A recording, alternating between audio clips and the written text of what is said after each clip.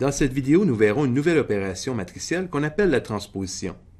Dans cet exemple ici, on a une matrice 3 par 2. Et la transposition, ce qu'elle fait, elle intervertit simplement le concept ligne-colonne.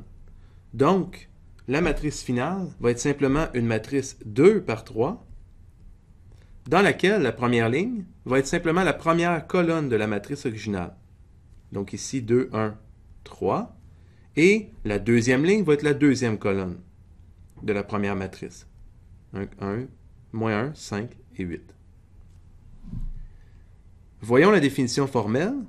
Donc, soit A une matrice M par N, on appelle transposée de A la matrice N par M, notée AT, dont les lignes sont formées des colonnes de A. Prenons l'exemple, ici une matrice 4 par 3. On veut la transposer. On fait quoi? On intervertit ligne-colonne. Donc, on se retrouve avec une matrice finale 3 par 4, telle que la première ligne, c'est la première colonne de la matrice originale, la deuxième ligne, la deuxième colonne, et la troisième ligne, la troisième colonne. Imaginons qu'on voudrait un élément en particulier, l'élément ici à la position 2, 3. Il suffit pour l'obtenir de considérer l'élément à la position 3, 2 initiale.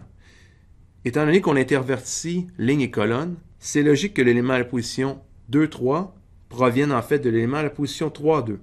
Donc, pour la définition, on obtient en fait que l'élément à la position IJ de la matrice transposée n'est rien d'autre que l'élément à la position JI de la matrice A. Faisons un dernier exemple pour s'assurer de la compréhension. Ici, on a une matrice 3 par 5. Et donc, en la transposant, on va obtenir une matrice 5 par 3.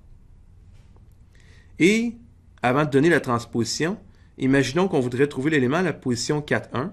D'après notre définition, il suffirait de regarder l'élément à la position 1, 4, c'est-à-dire 7.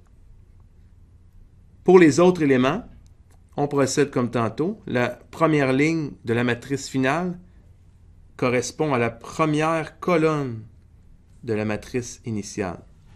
Et ainsi de suite pour le reste de la matrice. Dans cette vidéo, on a donc vu la définition de la transposition à travers deux exemples. Merci pour votre écoute.